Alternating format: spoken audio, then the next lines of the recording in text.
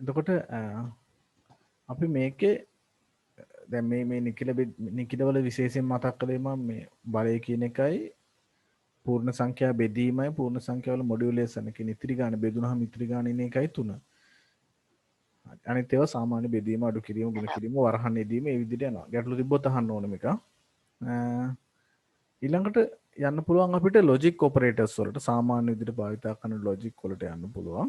හැබැයි ඊට කලින් දැන් මේකෙදි අර අපි ප්‍රොසීඩර් හයිරාකි එක ගත්තොත් එහෙම මෙන්න මේ වගේ උත්තරයක් එනවා. මට කියන්න පුළුවන්ද?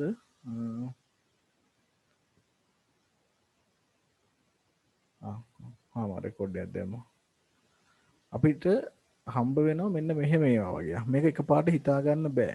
දැන් 8 මේ අතර තියෙන ඉරක් උඩ හරස් අතර තියෙන ඉරක් ඕකේ ස්පේස් බාර් එක කිට්ටුවම තියෙන කොහේ හරි කී එක එන්ටර් බටන් එකට උඩින් වගේ තියෙන හුඟක් වෙලාවට මෙතන ඉරක් වගේ එකක් මෙහෙම ගැහුවොත් එහෙම උත්තරේ 12ක් විතර එයි මං හිතන්නේ 14ක් එනවා නේද? ඔව් 14යි. හරිනේ එතකොට ගාන එකතු වෙලා ඇවිත් තියෙන්නේ. හැබැයි පහ කියලා එකතු කළොත් එහෙම උත්තරේ 5මයි. ඒක එකතු වෙන්නේ නැහැ. නමුත් 9 එකතු කිරීම 3 වගේ වල උත්තරේ එනවා එකතුවක් විදිහට. මේක තේරෙන්න ඇති මොකද්ද කියලා. මේක O ගේට් එක ඔය උඩ අතතර තියෙන ඉර මේවට අපි කියනවා bit wise operators කියලා. බිටු අනුසාරිත මෙහෙයුම් කියලා කියන්නේ. බිටු අනුසාරිත මෙහෙයුම්. එතකොට අපි ඔළුවේ තියාගන්න ඕනේ මේකේ උත්තරේ කියන්නේ අපි බිටු වලින් එන අගය. දැන් උදාහරණයක් විදිහට ගත්තොත් එහෙම 9 බිට් වලින් ලියද්දි 1.21 නේ. 9 කියන්නේ 1.21. ඒක හෝ කියන හෝ ගේට් එකත් එක්කලා අපි 8 දුන්නොත් එහෙම ආයි උත්තරේ 9මයි. ඒ කියන්නේ එතකොට 8යි කියන්නේ 1.3 9 කියන්නේ 1.21 බිට් වලින් ලිව්වොත් එහෙම ඒක මේකට එකතු කරන්න කියනවා බිට් වලින්ම O ගේට් එකක් විදියට එකතු කරන්න මේ O ගේට් එකක් දාන්න කිව්වොත් එහෙම දෙකම එක වෙනේවා එකක් හරි එක වෙනේවා එකයිනේ වෙනසක් නැහැ නේ කිද නේද? එතකොට ආන්ගේ වගේ බිටු අනුසාරිත මෙහෙයුම් වල O ගේට් එක මේක AND ගේට් එක තමයි AND ලකුණමයි දාන්නේ 9 AND 8 කිව්වොත් එතකොට උත්තරේ අන්තිමට 8මයි ඉතුරු වෙන්නේ. ඒකෙදි මොකද එතකොට 1.01 9ට තියෙනවා 1.08ට තියෙනවා. එතකොට ඒ දෙකෙන් අපි ගත්තාම ආයි ඉතුරු වෙන්නේ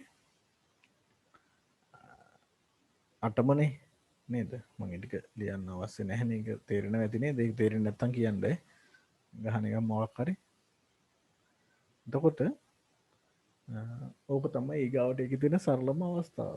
බොහොම සරලයි AND එක O එක. මේකේ තව විශේෂ එකක් තියෙනවා XOR ගේට් එකක් තියෙනවා. බිටු අනුසාරිතම තමයි ඈ. බිටු අනුසාරිත මෙහෙයුම් කියලා මේවට කියනවා. දැන් 6 මේක අර කාකපාදේ වගේ දාන්න තියෙන ඔය 6 උඩ තියෙන එකම තමයි. මේ පැත්තේ.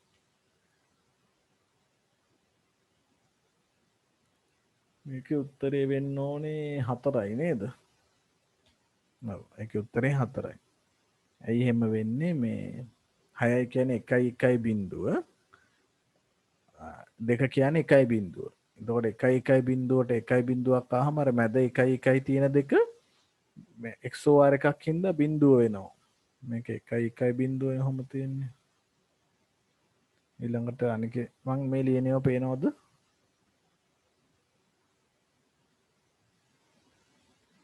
මේ ලියනේව පේනවද? පේනවා චතුර.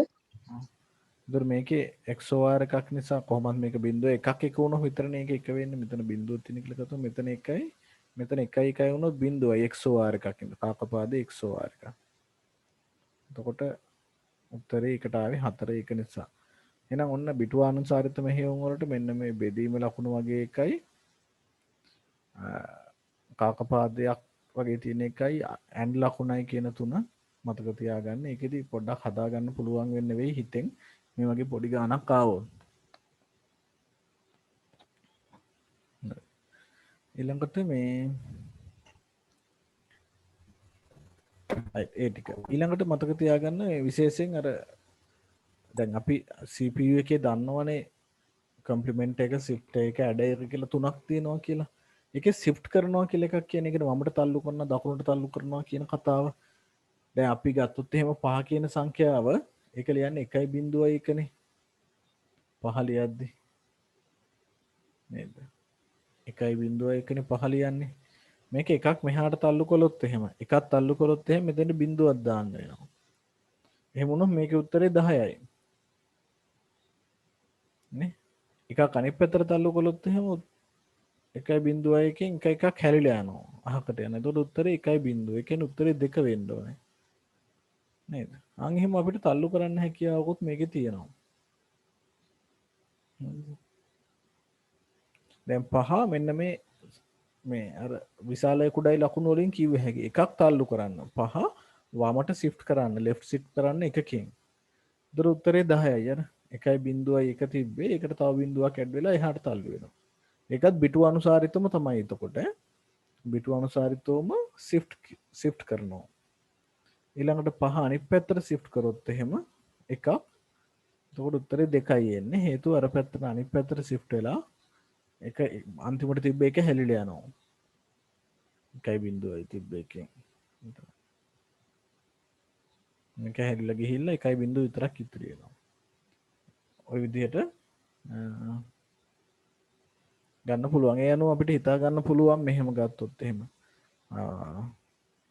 බලන්න 5 දෙපාරක් shift කරොත් මොකක් වෙයිද කියලා. එතකොට 10 ඇවිල්ලා ඊළඟට 20ම එන්න ඕනේ එහෙනම් නේද? 20ම එනවා. ඒ පැත්තට දෙපාරක් shift කරොත්. එක පාරකුයි තව කියන්නේ බිංදු දෙකක් අගට එකතු කරනවා 5 5 අගට කියන එකනේ. නේද දැන් අපි 4 අගට බිංදු දෙකක් එකතු කළොත් එහෙම තව 16 වෙන්න ඕන නේද? මෙන්න මේ වගේ. ඒතකොට බිටු අනුසාරිතව හිතන්න වෙනවා ඒවා. ඔළුවෙන් ටිකක් එක කල්පනායෙන් ඉන්න. එහෙම ලකුණක් දුන්නොත් එහෙම ඔන්න මතක තියාගන්න මේ ඔපරේටර්ස් වල මේ ඊතල දෙකක් තියෙන බිටු වලින් තමයි ඒකත් ප්‍රොසෙස් කරන්න කියලා. අර මුල ලියනාගේ බිට් වලින් හිතන්න ඕන. අනිත් අගේ බිටු වලින් හිතන්න එපා. අනිත් අගේ බිටු වලින්ම තමයි ඒත් එන්නේ. ඒකෙ තියෙන්න ඕනේ බිටු ගාන කොච්චරද තල්ලු වෙන්නේ කියන එක තමයි අනිත් පැත්තේ ලියවෙන්නේ. හරි. මේක තුනක් තල්ලු කරොත් එහෙම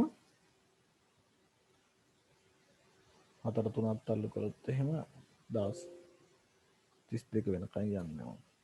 ඔය වගේ. හරි. ඊළඟට අපි බලමු නිකන් ඕනනම් එක ඒකනට වැඩක් නැහැ එක තල්ලු කරාම අය බිඳුවයි ඊට වඩා එන්නේ නැහනේ. දශම ගණන් පෙන්වන්නේ නැහැ මේකේ. පූර්ණ සංඛ්‍යා බෙදීමට ටිකක් සමානයි. ලොජික් ඔපරේටර්ස් ගැන කියලා දෙන්න යන්නේ නැහැ. 4 විශාලයි 5 ඒ වගේ මේක විශේෂයෙන් මතක තියාගන්න. දැන් අපි පැස්කල් වලදී නම් පාවිච්චි කළේ අසමානයි කියලා මෙහෙම ලකුණක්. හරි මේක එහෙම එකක් වැරදි. මේකේ තියෙන අසමානට හරසාදී ලකුණයි සමාන තමයි පාවිච්චි කරන්නේ. අසමානද කියන මෙන්න මේක තමයි අසමානයි ලකුණ. ඔන්න ඕක විශේෂයෙන් මතක තියාගන්න. අනිත් ඒවා ඒවමයි.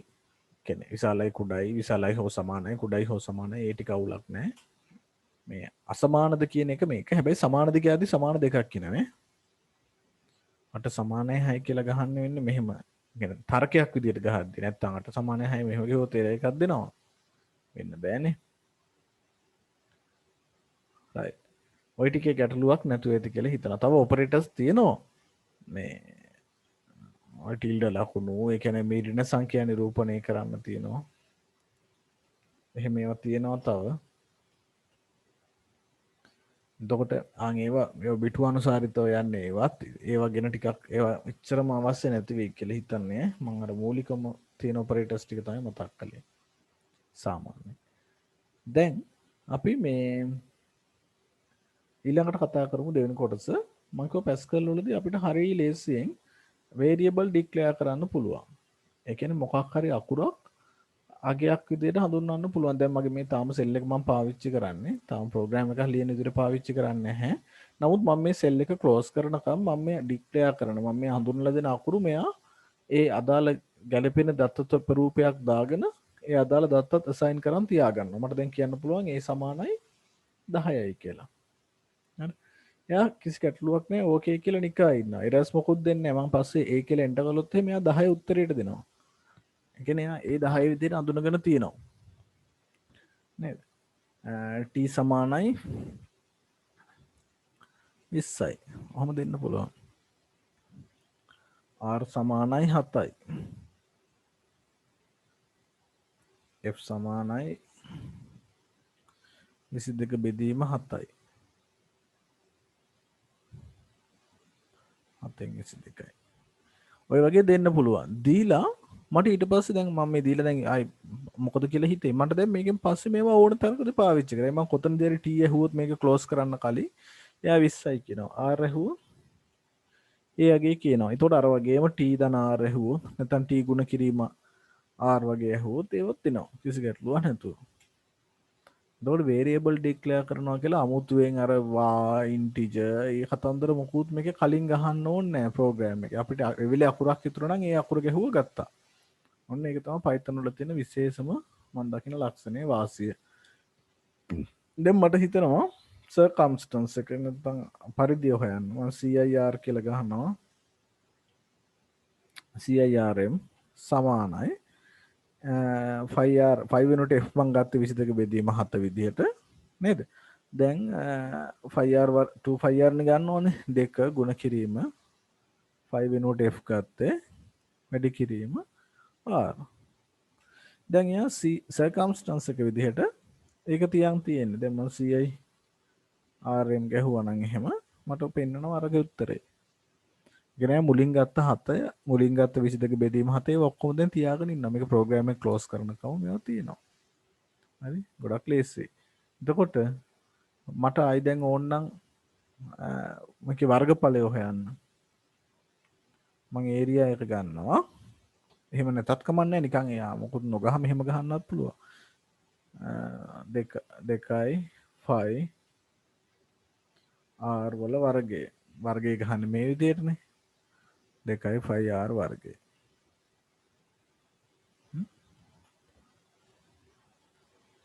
වැරදුනානේ 2යි 5r එන්නේ නේ.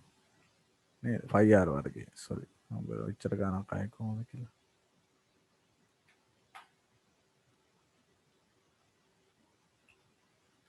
r වර්ගය.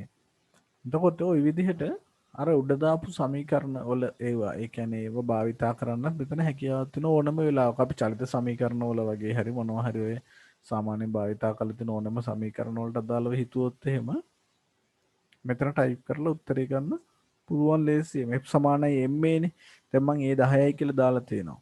මම m වලට අගයක් දෙන්නම්. m සමානයි 40යි. කිලෝ 40ක් කියලා හිතමු. එතකොට බලය හොයන්න ඕනේ. f සමානයි m වැඩි කිරීම a. දැන් f කීයද කියලා එවොත් 400යි කියලා එනවා. මොකද a උඩ කොහේ හරි කියලා තියෙනවා. m මම දැන් කිව්වා. ඒක නිසා උත්තරේ එනවා නේද? ඒතර v ආරම්භක අවසාන ප්‍රවේගය මං කියනවා 80යි කියලා තත්පරයට මීටර.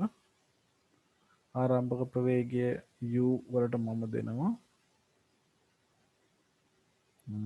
0යි කියලා.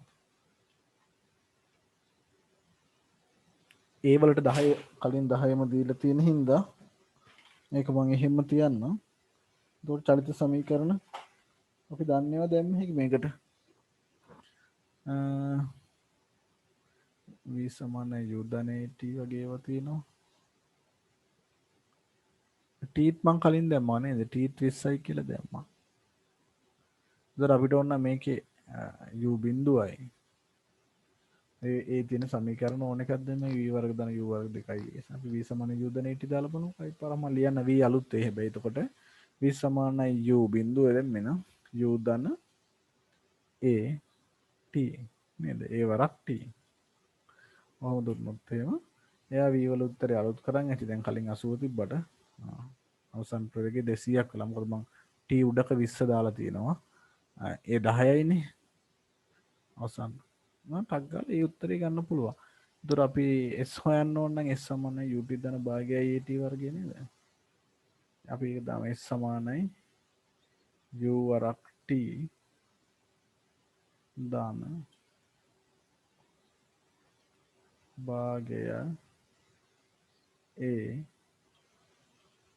T වර්ගය S මන UT ධන භාගය AT වර්ගය ඔහොම තියෙනවනේ චලිත සමීකරණය. මේක දාලා එන්ටර් කරනවා. එතකොට S වලට අගයක් කියනවා. බලමු කොච්චර දුර ගිහින්ද කියලා. 2000ක් ගිහිල්ලා මීටර්. එහෙම වෙද්දි. නේ? ඔය වගේ. එතකොට අපිට විචල්‍ය හඳුන්වලා දෙන්න හරි ලේසි. විචල්යක් මොකක් හරි හිතන අකුරක් දැම්මා. ඒකට එන්ටර් කළා. එක්කෝ සමීකරණයක් විදිහට මෙතනින් එහාට එන සුළු වෙලා එන ආදේශයක් ගන්න පුළුවන්. ওই විදිහට පට්ටම ලේසියට කරන්න පුළුවන්. හරි. ගැටලුවක් තියෙනවද? chat එකට හරි මම ප්‍රශ්න වලට හරි අහන්න. ගැටලු තියෙනවා නම්. ඊට පස්සේ ටිකක් සංකීර්ණ කොටසකට එන්න වෙනවා. ඒ තමයි අපි දැන් අපි මහා ලොකුවට හැමදාම මේ ඕලෙවල් වලදී කතා කරන්නේ ළමයි එක්කලා මේ ආරාවන් එහෙම නැත්නම් ඇරේ කියලා එකක් ගැනනේ. මේකෙදි එහෙම තියෙන ලයිස්තු වර්ග ඇරේ ඇරුණාම වෙනත් අපිට එක වේරියබල් එකකට දත්ත ගොඩක් තියන්න පුළුවන් ක්‍රම තුනක් තියෙනවා. හරි 3ක් තියෙනවා. හොඳට මතක තියාගන්න එක. අපි එක වර්ගයකට කියනවා ලයිස්තු එහෙම නැත්නම් ලිස්ට් කියලා. අනිත් වර්ගයට කියනවා ටපල්ස් කියලා. ටපල්ස් කියලා. ටපල්ස් තමයි සාමාන්‍ය නම. ටපල් එකක්. ඊළඟට ලිස්ට් එකක් වෙන්න පුළුවන් එක්කෝ. එහෙම නැත්නම් සෙට් එකක් වෙන්න පුළුවන්. ওই විදිහට දත්ත තියෙන්න පුළුවන් ක්‍රම කීපයක් තියෙනවා. ඒතර අපිට ඔය ඕනම විදිහක විචල්යක් හඳුන්වලා එහෙම දත්ත ගොඩක් දුන්නොත් එහෙම දැන් උදාහරණයකට මෙහෙම ගන්නකො. මම කියනවා W සමානයි 5 4 7 8 2 4. මෙන්න මෙහෙම අගයන් ගොඩක් කියලා කියනවා. කිසිම කරදරයක් නැතුව W සමානයි කියලා ඔහේ අගයන් ටික ගහන් යන්න තියෙන ක්‍රමයක්ද? එයා හා කියලා එක බාර ගන්නවා. කිසිම මෙර එකක් දෙන්නේ නැහැ. ඊළඟ මම W කියන එක අහලා ආයෙ එන්ටර් කළොත් එහෙම මෙයා එක වරහනකට දාලා මට දෙනවා. W එක වරහනක් ඇතුලේ මේ විදිහට දාලා පෙන්නනවා. හරි. මේකට කියනවා ටපල් එකක්. එහෙම නැත්නම් ලොකු ලයිස්තුවක්, නියත ලයිස්තුවක්. ඒ කියන්නේ මේක වෙනස් කරන්න දෙන දේවල් අඩුයි. මේක අපිට වෙනස් කරන්න බෑ එහෙම ලේසියකට. එහෙම මතක තියාගන්නකො. කියන්නේ ක්‍රම ලේඛනය තුල හැමතිස්සෙම භාවිතා කරන්න වෙන්නේ යම්කිසි නියතයන් සහිත ලයිස්තුවක් කියලා හිතන්න. සරලව. තව දේවල් ටිකක් තියෙනවා. දැන් අපි හිතමු සතියේ දවස් ටික අපේ ප්‍රෝග්‍රෑම් එකට ඕනේ තැන් වලදී පාවිච්චි කරන්න. එතකොට අපිට ඕනනම් ඩික්ෂනරි පාවිච්චි කරන්නත් පුළුවන් එතනදී. ආ ඩික්ෂනරි කියලා જાතියකුත් තව තියෙනවා මේකේ. එතකොට ඔක්කොම ගත්තොත් 4ක් තියෙනවා හරිනම්. නමුත් මං හිතන්නේ අපිට ඩික්ෂනරි මං හිතේ නෑ ලෙසන් වල ඩික්ෂනරි කළාද? කළා නම් කියන්නේ. right. අපි මේ දෙකේ තුනේ තියෙන වෙනස්කම් ටිකක් බලමු. මට එක දවසක් මතකයි ගොඩාක් මේ කරනවා මේ සෙට් ගැන ගොඩාක් කළා. හරි? ඒ කියන්නේ මට ඕනනම් පුළුවන් මේ කුලකවල වගේ අර එක සෙට් හදන්නත් පුළුවන්. මම ඉස්සර ටපල් එකක් හදලා පෙන්නන්නම්කො ලිස්ට් එකකුත් හදලා පෙන්නන්නම්කො වෙනස් චුට්ටක් ඔයාලට. මම Q කියලා හදනවා ලිස්ට් එකක්. ලිස්ට් එකක් හදන්න නම් කොටු වරහනක් දාන්න ඕනේ. හරි? කොටු වරහනකින් පටන් ගන්නතොත් එහෙම ඔයාලා ඒකේ දාන අගයන් මෙයා ලිස්ට් එකක් විදියට බාර ගන්නවා. මෙහෙම දාලා එන්ටර් කළොත් එහෙම ඒකත් හා කියලා බාර ගන්නවා. හැබැයි අපි Q ඇහුවහම ආයෙත් පාරක් එයා කොටු වරහනක් ඇතුලේ තමයි මේ ටික පෙන්වන්නේ. අරක වෙන්නේ නිකන් සාමාන්‍ය වරහනක් ඇතුලේ ටපල් එකකදී කොටු වරහනක් ඇතුලේ මේකේ පෙන්වනවා. මම ඔයාලට විශේෂයෙන් දෙයක් පෙන්වන්නම්. මම W ගහලා ඩොට් එකක් ගහලා ටැබ් එක එබුවාම මෙයා මට කියනවා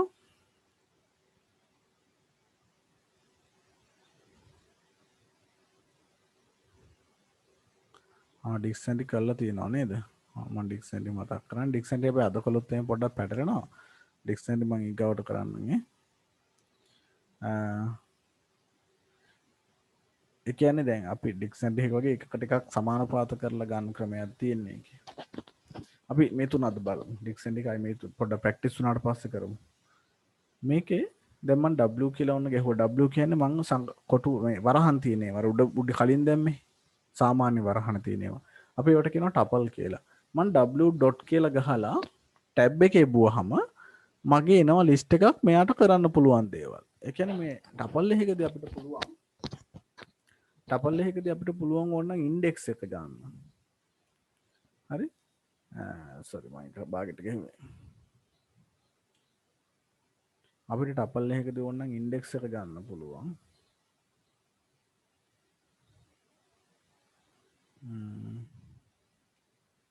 ඒකේ තියෙන එකක් 7. දොර මේකෙදි මේ කියන්නේ ඉන්ඩෙක්ස් කියලා කියන්නේ මේක එකපාරට පිස්සු වගේ ඇති මොකද්ද මේ උනේ කියලා මම w.index7 කියලා ගැව්වාම මෙයා මෙන්න මේ w කියන ටපල් එක අපි කලින් හදාපු ඒකේ තියෙන දෙවෙනි වැලියු එක මොකද්ද කියලා පෙන්නනවා. මේ 7 තියෙන්නේ කොයි වෙනි ඉන්ඩෙක්ස් එකේද කියලා පෙන්නනවා.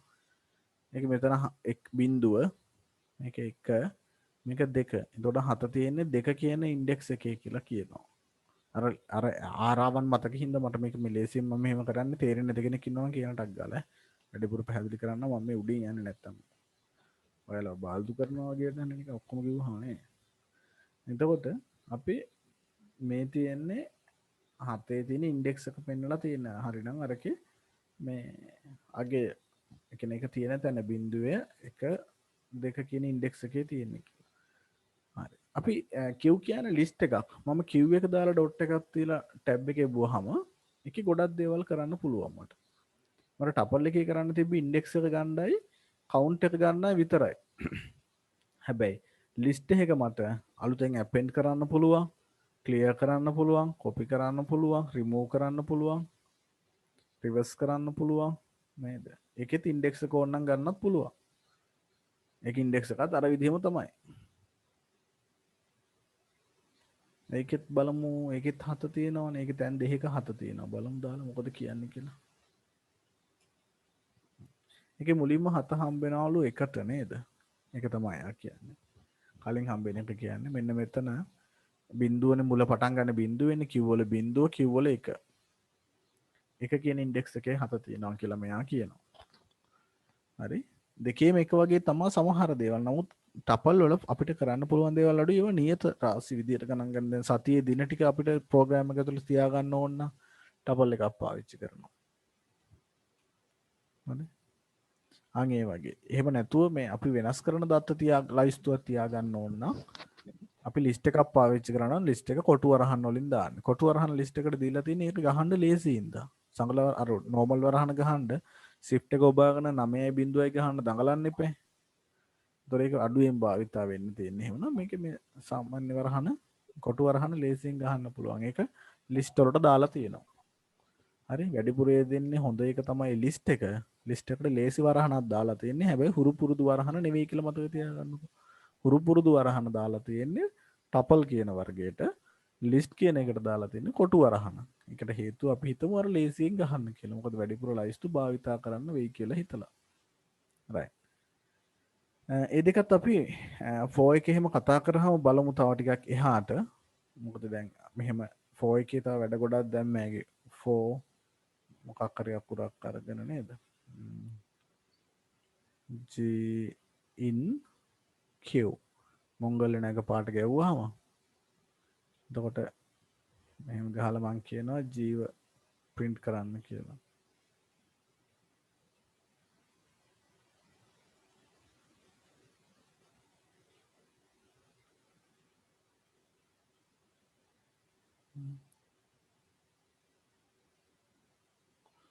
රයිට්. අද මගේ හොස්ට් එක මම මේ එකක් දාලා තියෙනවා වලටනේ.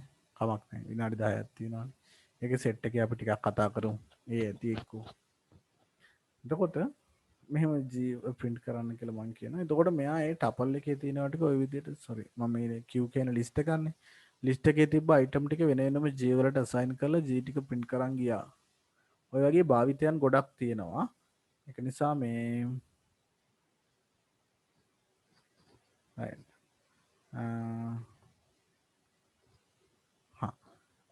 ලිස්ට් ටපල් සෙට් වෙන වෙනම හඳුනා ගන්න පුළුවන් වෙන්නේ අපිට වරහනින්ම තමයි. කියන්නේ ප්‍රෝග්‍රෑම් එකක් ඇතුලේ පාවිච්චි වෙලා තියෙනවා නම් කෝඩ් එකක තියෙනවා නම් වරහනින් හොයා ගන්න වෙන්නේ. හරි? එහෙම නැත්තම් කමෙන්ට් කරලා තියෙන්න පුළුවන් එක්කෝ නැත්තම් ෆන්ක්ෂන් වල තියෙන්න පුළුවන්. හරි මම සෙට් කළේ නෑනේ මම සෙට් එකත් කරලා ඉන්නම්කෝ. නේද? මම කියව ඔන්න මතක තියාගන්න කොටු වරහන තියෙන ලිස්ට් වලට. ඒ කියන්නේ මට ලිස්ට් එකක් ඕන නම් i වලින් හදන්න මෙන්න මෙහෙම කොටු අරහනක් දාලා මට ගත්ත හැකි. ඒතර අපි ටෙක්ස්ට් දානවා නම් උද්දෘත දාන්න ඕනේ. cat dog මේ හදන්නත් පුළුවන් ඕන නම්. මේ මං හදන්නේ ලිස්ට් එකක්. ලිස්ට් එකක වාසි ගොඩක් තියෙනවා. ටපල් එකේ වගේ දේවල් කරන්න බෑ.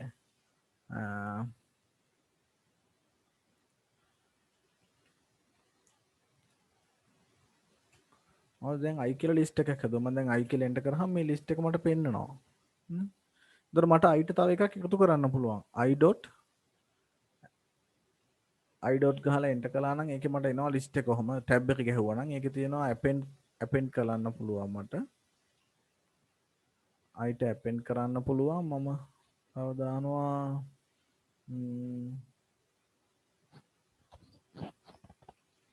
මොකක් හරි මෙහෙම දාන්නම්කෝ. මෙහෙම දාලා එන්ටර් කළාම ඊළඟ පාර i බලද්දි ඒකත් අර ලිස්ට් අරකට වැටලා තියෙනවා ලිස්ට් එකටම. හැබැයි මර උඩ තිබ්බ ටපල් වලට මට මේ වැඩේ කරන්න බෑ. දැන් මේ මම w කියලා හැදුවේ ටපල් එකන්නේ. w ට append කරන්න බෑ. ඒ කියන්නේ අලුතෙන් දත්ත ඇතුල් කරන්න බෑ. w.append කියලා ගෙහුවට එයා බාර ගන්න එයාට දාන්න බෑ කියලා කියනවා. මම append කරන්න කියලා නම් තව 6 වෙනි ඉලක්කම w ට. එයා බෑ කියලා කියනවා මේ tuple object has no attribute append.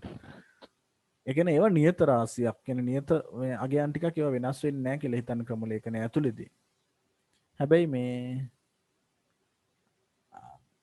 අපි ලිස්ට් එකක් පාවිච්චි කරලා වෙනස් කරන්න පුළුවන්. ඒක එකක්. හරි. ඊළඟට සෙට් එක ටිකක් විශේෂයෙන් කතා කරා වගේ මට මතකයි. ඒක නිසා සෙට් එක ටිකක් කියන්නම්.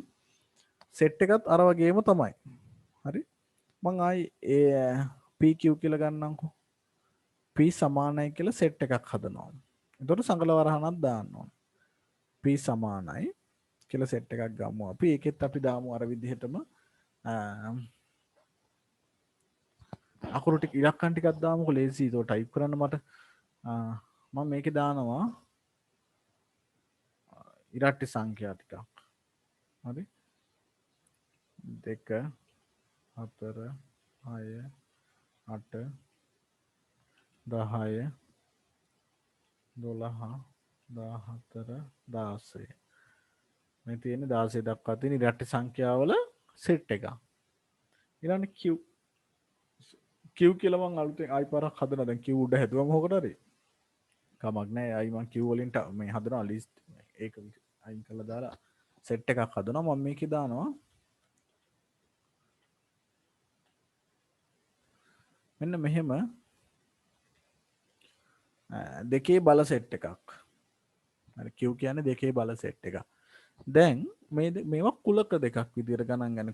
කුලක දෙකක් මේ ලියලා තියෙන කියලා කියන්නේ. අපි මේ P කුලකේ සහ Q කුලකේ. එච්චරයි. ඊට පස්සේ අර bitwise operator වල පාවිච්චි කරපු අයින් මේකේ කුලක සර්වත්‍ර කුලකය මොනවද ඡේදනය වෙලා එන එක ඒවා හොයන්න පුළුවන්. ඉතින් P O Q දුන්නොත් එහෙම දෙකටම මම අර O කියන්නේ අර උඩ අතර තියෙන ඉර කියලා මම කලින් කියලා දුන්නා. එහෙම දුන්නොත් මේ දෙකේම තියෙන පොදු අවයව එකතු කරලා තියෙන මේ යුනික් අවයව ටික දෙනවා. 32 2 4 8 10 6 8 එකකින් දෙක දෙක දෙන්නේ නැහැ නේද? අර පොදු මූලික අවයව ටික විතරක් දෙනවා සියලු අවයව ටික. ඊළඟට P and Q කියලා කිව්වොත් එහෙම ඡේදනය වෙලා එන ටික දෙනවා.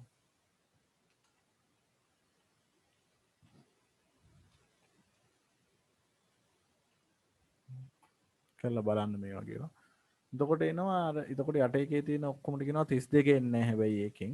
මොකද උඩ කුලකේ නැහැනේ කුලක දෙකටම පොදු ඒවා ටික and එක එනවා. එතකොට මට P කියන එකෙන් Q අඩු කරන්න ඕන නම් අපි අරවල ඉඳලා කළේ නේද මේ කුලක දෙකේ මේක P නම් මේක Q නම් එහෙමනේ එන්නේ ඔය. එතකොට මට P මුළු P වලින් මේ Q වල ටික අඩු කරලා මේ Q වලට අහු වෙන ටික අයින් කරලා P වලට මේකට අදාළ ටික විතරක් ගන්න ඕන නම් P ඍණ Q කියලා දෙනවා. එච්චරයි. P ඍණ Q. නිකම්. එතකොට එයා P වල තියෙන Q වලට අදාළ නැති අවයව ටික අයින් කරලා දෙනවා. මොකද P වල තියෙන ඉරට්ටි සංඛ්‍යා ටිකනේ. Q වලින් එහෙම ගත්තොත් 32 විතරක් හම්බෙයි. Q ඍණ P ගත්තොත් 32 විතරයිනේ තියෙන්නේ. බොහොම සරලයි ඒක. ගොඩාක් වෙලා ඉදස මට ඔය කරනවා වගේ මතකයි. අර 아무ත් මෙව්වත් පාවිච්චි කරන්නේ. දැන් ඔයාලට ඕන නම් මේව ගත්ත හැකියි. p dot කියලා ගහලා ටැබ් එක ගහන්නකෝ. එතකොට ඔය සර් ගත්තේ ඒවා එනවා ඩිෆරන්ස් මොනවද ඔය තව තිබ්බේ යුනියන් p යුනියන් q මේවන් ගැහුවේ.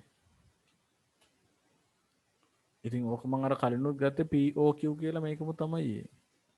එකක් ගහලා ඩොට් එක ගහලා ටැබ් එක ගහලා බලන්න දැන්. හරි? ඒ තිබ්බ එක පොඩ්ඩක් නෝට් වල ගාව ඇතිනේ මේව ගොඩ ලිව්වනේ. ඒකට p කියලා සෙට් එකක් හදලා q කියලා සෙට් එකක් හදලා p.tab එක ගෙවුවාම මේ ටික එනවා. discard difference කියලා ආයි පාරක් ටැබ් එක ගහලා වරහන් ඇතුලේ අනිත් එක ගහන්න. එතකොට හරි. difference q. එතකොට අර උඩ මං ගත්ත පීරින කිව් එක ඇවිත් තියෙනනේ. වචන වෙදිච්ච එක විතරයි මෙතන වෙලා තියෙන්නේ. නැත්නම් ඔපරේටර් එකකිනුත් අපි මේ වැඩේ කළා. කලින් නැත්නම් ඔය වචන ටික දාලා නිකන් බය කරලා හොල්මන් කරා වගේ මට මතකයි වේදා. මාත් බලන් බය වුණා මොනවද මේ කරන්න කියලා. හරි. එතකොට එහෙම අපිට අර මුල ඔපරේටර්ස් ටික විතරක් පාවිච්චි කළත් මේ වැඩේ කළ හැකියි. POQ මම මෙන්න මෙතන යොදාපු ඒවා ටික. කුලක සම්බන්ධයෙන් ওই ටික භාවිතා කරන්න පුළුවන්. එතකොට මේ කුලකයක අවයව ඕනනම් අපිට එකතු කරන්න පුළුවන්. දැන් මට p වලට අවයවයක් දාන්න ඕන නම් p.tab එක ගෙවුවාම add කියලා එකක් පේනවා ඔයාට. එතකොට add එක දාලා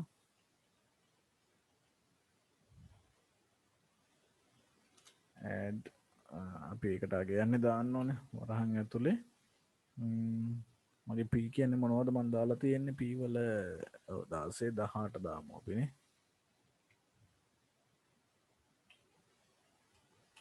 ආයි වරහන දාන්න ඕනේ. හරි. ඊට පස්සේ වරහන දාන්න ඕනේ. මොකද මේ සංගල වරහන දැන් p කියලා සෙට් එකක් හදලා තියෙනවා. add කියන්නේ අර ෆන්ක්ෂන් එකක් විදිහට වැඩ කරන්නේ. ඒක නිසා add වලින් පස්සේ ඒ කියන්නේ මේ විදිහේ නමක් අපි ටැබ් එකේ එවුවට පස්සේ එන ඕනම නමක් තෝරගෙන වරහනක් දාන්නේ. නිකන් වරහනක් දාන්නේ. ඒ කියන්නේ q ට ඔන්න දැන් q dot කියන්නේ q ට කියන එක. ඊට පස්සේ ටැබ් එකේ එවුවා මං කළේ. එතෙන්ට දාන්න ඕනේ. ඒක ඕන අප්ඩේට් කරන්න. ඒක අප්ඩේට් කරන්න පුළුවන්. මෙහෙම තියෙනවා ගොඩක් ඒවා මෙතන ටැබ් එකේ වුවහම පේනවා ඒක ක්ලියර් කරන්න පුළුවන් එකෙන් කොපි කරන්න පුළුවන් ඩිස්කාඩ් කරන්න පුළුවන් ඒකටත් මට ඇඩ් කර හැකි ඕන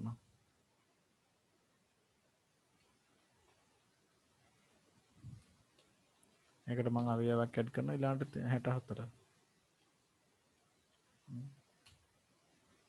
ඊළඟට කිව්ව බලද්දි ඒකට 64ත් ඇట్లా තියෙනවා මේකේ තමයි අර කිව්වේ දාද්දි අර පිළිවෙල මොකක්ද ඕමන් දෙකක් එහෙම ඇහුවා වගේ මට මතකයි එහෙම ප්‍රශ්නයක් නැහැනේ කුලකේට අවයවයක් දාද්දි කොහෙ තිබ්බත් කමක් නැහැ ඒක නිසා මේකේ පිළිවෙල ගැන වැඩි වද වෙන්න ඕනේ කලින් තිබ්බ පිළිවෙලයි පස්සේ තියෙන පිළිවෙලයි ගැන එක අවයවයක් විතරයි ඒක නේ ඒතර අපි පීරින කිව් බැලුවොත් එහෙම ආයි අර වගේ ගත්ත හැකි අලුත් වෙච්ච එකෙන් ඒතර ඒකේ 18ත් ඇවිල්ලා p වලින් අඩු වෙලා එද්දි right එතකොට තව ටිකකින් ඉවරයිනේ තව ටිකක් කරන්න ඕන කියලා කියනවා නම් නැත්තම් මුල ටික ඇති නම් ඔය ටික චුට්ටක් බලා ගන්න try කරලා ඇති අදට නැත්තම් ආයි තව ඉස්සරහට කියලා දුන්නාට කමක් නැත්තම් මැසේජ් එකක් දාන්න මේව එකේ vibe එකේ එහෙම වුණොත් ආයි එකක් පටන් ගන්නවා